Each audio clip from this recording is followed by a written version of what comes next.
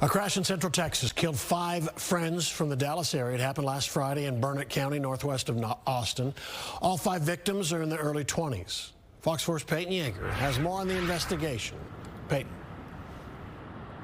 Hi, Steve, and we're still working to gather more information on this crash, but 5 young Dallas women ages 22 and 23 all lost their lives, all with so many connections here in North Texas. I'm told they all graduated from Dallas ISD high schools. That includes Sunset High School, Hillcrest High, and also Molina High. Their family's not ready to speak publicly at this time, but they do want these women to be remembered and honored. Oak Cliff Pediatrics posted this photo slideshow of Brianna Valadez. Valadez worked at the clinic off Jefferson Boulevard, being remembered as a bright light with a soft, quiet spirit who welcomed all families.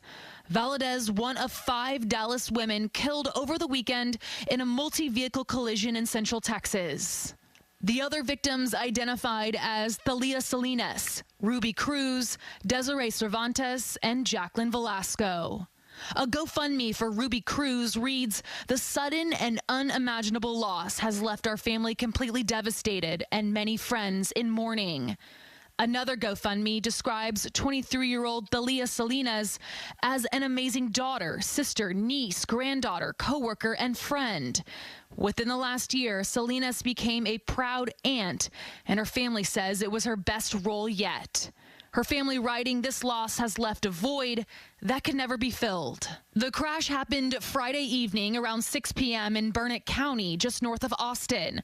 DPS says a Ram truck pulling a livestock trailer crossed into oncoming traffic and hit a Chevy Malibu and a Mercedes SUV traveling behind it. All 5 victims were in the Mercedes SUV as it flipped and caught fire. All 5 women were pronounced dead at the scene. The people in the other vehicles had non-life-threatening injuries. DPS tells us that the crash is still under investigation. No charges have been announced. Again, the victims' families, they do want to wait until the investigation is complete. Steve? All right. Peyton Yeager. Thanks, Peyton. The man arrested by Arkansas police for the murder of a married couple at a state park was an elementary school teacher for the Louisville ISD in the past. Andrew James McGann is charged with 2 counts of capital murder. He's accused of stabbing Clinton and Kristen Bank to death while they were walking at Devil's Den State Park with their 2 young daughters. Fox 4's Alex Boyer joins us live with the latest information from police and more on the suspect's time in North Texas. Alex. Hey, Steve, we now know that it was tips from several other people who were at the state park that day, along with surveillance video that captured the suspect's vehicle that ultimately led to his identification and arrest. And we now know, as you mentioned, that he taught in several school districts, including one here in North Texas. This is the former North Texas teacher Arkansas State Police say admitted to targeting and murdering a random couple at a state park with their kids last Saturday. Arkansas State Police special agents have arrested James Andrew McGann, 28, of Springdale. He's been charged with 2 counts of capital murder. At a news conference Thursday, investigators say Andrew James McGann stabbed Clinton and Kristen Brink to death while the couple was hiking at Devil's Den. Police say Clinton Brink was attacked first and that Kristen Brink rushed their 2 daughters, ages 7 and 9, to safety before she returned to try to help her husband. For a family to have to go through and deal with that level of tragedy is something that no one should ever experience. Investigators say they received over 500 tips. A search warrant found evidence connected to the crime at McGann's residence, and DNA from the crime scene matched the suspect. McGann was set to begin teaching at a local school district in Arkansas in the coming weeks when he was arrested Wednesday at an area barbershop. My son went into Mr. McGann's classroom several Fridays for half days. Lindsay Pollock's son was in 4th grade at Donald Elementary School in the Louisville ISD when McGann taught there during the 2022-2023 school year. She shared this photo of him at an outdoor school event. Pollock said many parents expressed concerns over McGann's teaching style and questionable behavior towards young female students. And that's where things really blew up at Donald Elementary, with other parents going to the administration saying, these are grooming behaviors. This is inappropriate. Nothing criminal had been done. In a letter sent to Donald Elementary School parents Thursday morning, the principal said in part, our investigation did not find any evidence of inappropriate behavior with a student. However, we did find his classroom management and professional judgment to be below our district's expectations. Ultimately, Mr. McGann resigned from LISD in May of 2023. We know McGann went on to teach 5th grade in Oklahoma during the 2023-2024 school year. The school district there said he passed required background checks. Investigators haven't released a possible motive for the murders. It just shook me when I saw the mugshot and I read the story and realized that this guy really was just a sick person.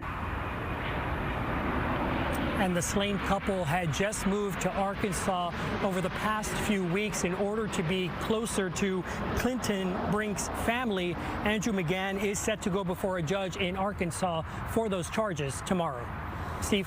All right, Alex Boyer, a lot of information today. Thank you. Kerr County officials said none of the alert systems in place on July 4th could have prevented the flash flood disaster that killed dozens of people. Good evening, I'm Clarice Tinsley. Today is the first public hearing about the tragedy along the Guadalupe River, with testimony in Kerrville from first responders and relatives of the victims. Fox 4 Stephen Dial in the newsroom with more. Stephen. Definitely an emotional day at times. The much anticipated hearing started with lawmakers saying this is not about finger pointing, but trying to find solutions to prevent something like this from happening again. But some of the questioning was critical of actions taken by some officials. We also heard emotional testimony from flood victims and their families. When we know better, we do better. And so we need to do better for the people in this community, for the people that are suffering. No one is suffering more than parents like Alyssa Baker, the mother of one of the Camp Mystic children swept away by the raging Guadalupe River. More than 130 people died in Central Texas during the July 4th floods, most of them in Kerr County, including children on camping trips from North Texas. Baker, who lost her 11-year-old daughter, is pressing for better warning systems. I don't think the sirens by themselves will be helpful. Like I said, people will stop listening to them. But the sensor, when it gets to a certain level, and then the sirens go off, and then people know it's time. Like, this is serious. For weeks, we have reported that the forecast quickly changed overnight, and the hardest hit part of the hill country saw a flood wall of nearly 30 feet. The purpose of this state legislative hearing is to find solutions to prevent future disasters. One common option is an outdoor siren system, but many more resources are needed as well. In my view, no alert system would have changed the outcome or prevented the tragic loss of life that was upriver. By the time the true danger became clear, the monitoring our office was in full mode, rescuing residents and visitors. Lieutenant Governor Dan Patrick was the acting governor at the time of the flood. Even though lawmakers said this was not about pointing fingers, Patrick did call out the Kerr County judge for not being in town during the flood. I think I have to make this point on behalf of them. Judge Kelly, I never saw you on day one. I came here from Austin. In this room, I talked to the sheriff multiple times, Sheriff. I talked to the mayor multiple times. County Judge Rob Kelly did not offer a rebuttal, but acknowledged earlier in the hearing that he was at Lake Travis on July 4th. The mayor of Kerrville said he wants emergency sirens installed before next summer. Multiple people from Kerr County and the Hill Country testified before the Joint Committee, telling their stories from that fateful day. We ended up staying in the trees for several hours. We watched other cars shoot down the river. At what point did I realize the flood was way worse than ever? Really, it was when I saw it coming at our house. So 3:30. We lost 4 friends that morning, including 2 in what appeared to be a really solid house. We should consider updated building codes for floodplain properties, things like elevation standards and rooftop escape. Now, Dozen signed up for a public testimony. That testimony is still going on. Clarice will have more coverage throughout the night. All right, Stephen Dial, thank you.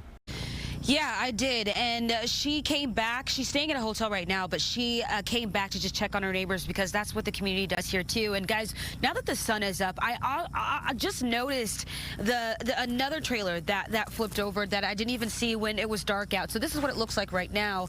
And, I mean, we don't know much about the people inside these trailers that were flipped over due to these storms that they saw yesterday. But I would assume a family lives here, just seeing the toys here in front here and bicycles as well. And then right in front of me, right behind my photographer, this is another trailer that as you look at it, we're seeing that this had to have flipped over, and on top of this black truck, there's damage on there because that's how the direction this mobile home flipped over when those storms came. And then once again, the multiple mobile homes here flipping over after the storms yesterday. And we did see that one of the mobile homes is on top of a car right now. So devastating this morning. We're seeing a lot of people in this community coming out of their homes, walking around, looking around to see the damages themselves, but also going out there to see how they can help their fellow neighbors. But again, guys, this storm damage is just isolated to this one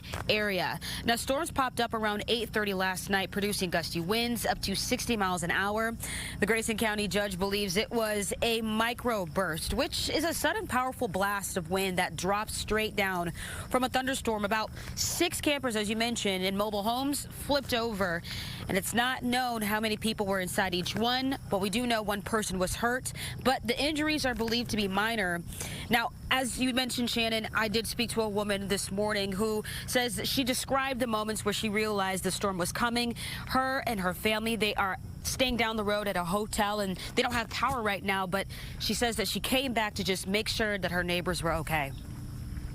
Knowing people were in those, and that was our main concern of just wanting to help is everybody okay, because we all meet up at the pool, we all do games or something at the community center up front, we all help each other out. That's what we do, and just it breaks my heart to know that, at least I had a camper to come home to, but they don't.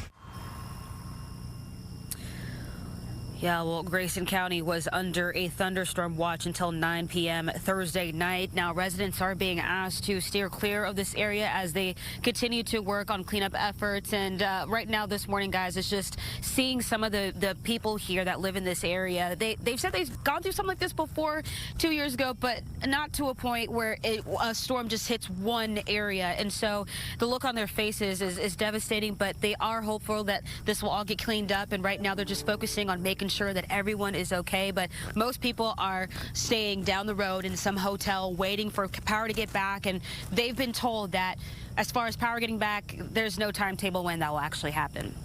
We're hoping to get more information, though, later this morning as well. Back to you guys.